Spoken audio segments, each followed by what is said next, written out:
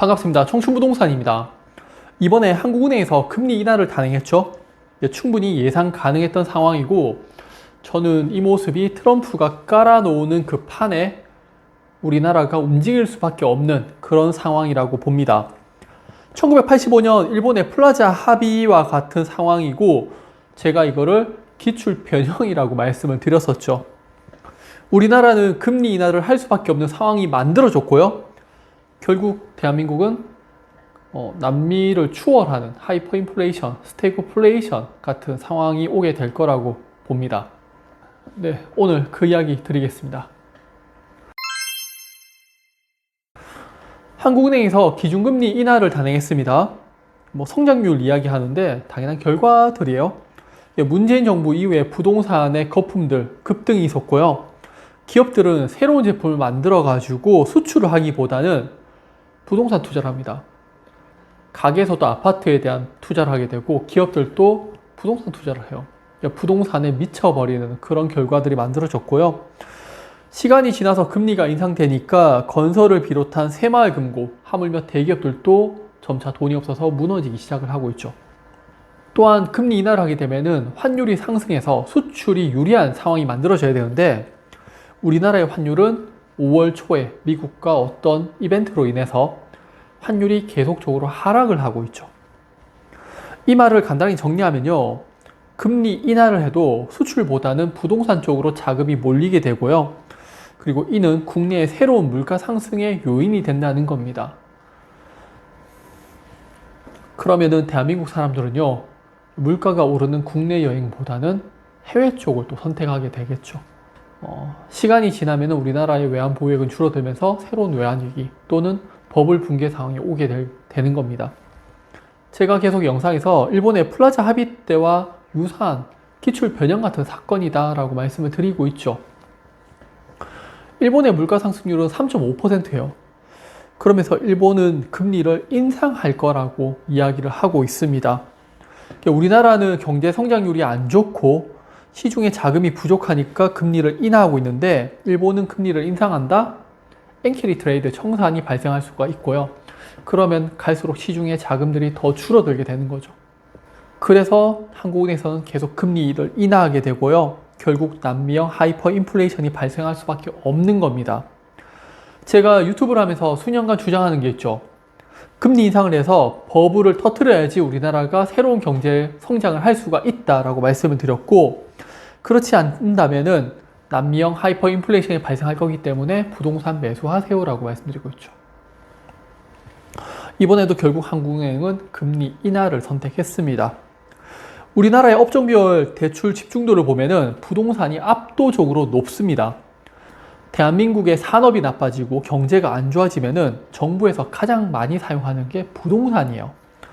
대표적인 뉴딜 정책 등이 있는데, 우리나라의 경우에 부동산이 활발하게 상승해도 인건비 문제 이런 걸로 인해서 외국인 노동자를 고용하죠. 그리고 그 사람들은 임금을 받아서 해외로 송금을 해버립니다.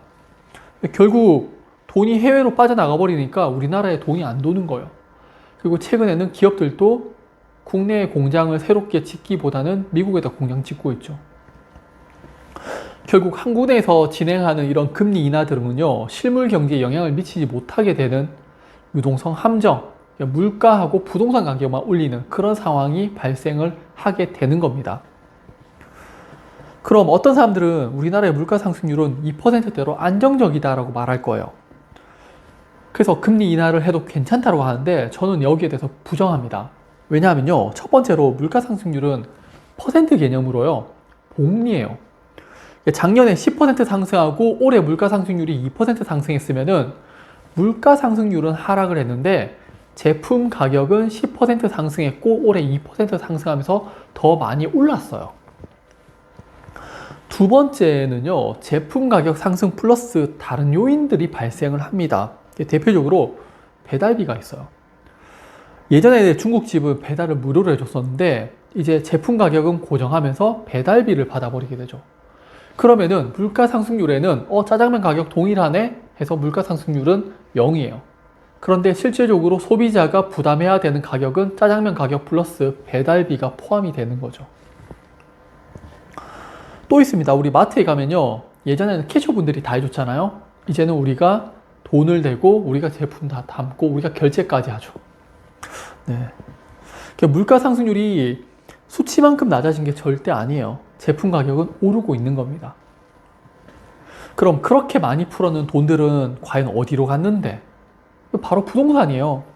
최근 우리나라 부동산이 하락한다, 지방 위험하다고 이야기하지만요. 저는 2022년 말, 2023년 이거 바닥입니다. 부동산 거래 늘 겁니다. 매수하세요라고 말씀을 드렸었죠. 거의 6개월에 한 번씩 부동산에 대해서 이야기하면은 부동산 매수하세요라고 말씀드리고 있습니다. 퍼센테이지는 하락했지만요. 부동산 주택 지수를 보면은 상승했습니다. 부동산 가격 2020년 이전보다 상당히 많이 올랐어요. 그 당시에 5억 원에 분양했던 아파트 옆에 최근에 7억 원, 8억 원대 아파트 분양을 하고 있죠. 서울을 비롯한 신축 아파트들의 가격은 계속 오르고 있습니다. 금리 인하를 해서 우리나라 경제가 좋아졌냐? 아니면 기업들이 수혜를 받느냐? 저는 아니라고 봅니다. 전 세계 기업들은 미국과 유럽의 고금리로 인해서 부채 비율을 줄이고 있는데 2022년 우리나라 기업 부채는 증가했고요. GDP 대비 기업 부채는 우리나라가 엄청난 위기였던 1997년 외환위기보다 현재 더 높은 수준을 유지하고 있어요. 이는 기업 부채하고 가계 부채 모두 문제가 되고 있고 한국은행에서 금리 인하해서 또다시 대출 받아서 부동산에 투자하고 가계 대출을 줄이고자 금리 인하를 하지 않으면요. 경제가 안 좋아지는 악순환이 계속되고 있습니다. 우리나라가 얼마나 부동산에 미쳐 있는지를 보면요. 국가별 GDP 대비 부동산업 대출입니다. 우리나라가 가파르게 상승한 거 보이시죠? 역사상 최고의 가계부채도 또다시 부동산 투자에 뛰어들고 있잖아요. 대선 끝나면은 또는 한국은행이 금리 인하를 하면은 부동산에 투자하기 위해서 또 대기하고 있는 분들 많으시죠.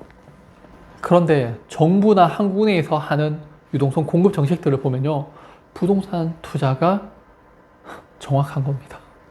일본의 버블 경제의 끝이 얼마나 처참했는지는 다들 아실 겁니다. 근데 우리나라의 부동산 또한요, 터지기 전까지는 계속 상승할 거예요. 금융권들도 부동산업 대출이 계속 증가하고 있고요. 우리나라의 금리 인하는 경제 성장률 하락이라는 표면적인 이유가 있지만은 실제로는 우리나라 부동산이 버티지 못하기 때문에 금리를 인하한 것이 더 맞을 겁니다. 금리 인하를 해도 미국으로 인해서 환율의 영향이 제한적이고요. 국내 기업들은 대출을 받아서 국내 투자하기보다는 해외 쪽에 미국의 공장을 건설하고 있고요. 국민들은 높아진 물가로 인해서 국내보다는 해외 여행을 많이 가게 될 겁니다. 결국 유동성 함정에 빠지는 우리나라는 금리를 인하하고 돈을 풀수록 자금은 부동산으로 흘러가면서 물가 상승, 주택가격 상승이라는 악재를 경험하게 될 거고요. 소비 여력이 떨어지면서 경제는 더더욱 나빠지는 스태그플레이션으로 가게 될 겁니다. 1980년대 일본은 그래도 정신을 차리고요. 금리를 인상해서 버블을 터뜨렸는데 우리나라는 어떻게 될지 모르겠습니다. 네, 결국 대한민국발 버블 붕괴가 오느냐 아니면 남미형 하이플레이션이 오느냐 이 두 가지 상황에서 수익을 얻을 수 있는 것은 저는 달러라고 보고요. 그래서 달러를 계속 사모으고 있습니다. 그럼 오늘 영상도 도움이 되셨으면 좋겠고 영상 봐주셔서 감사합니다.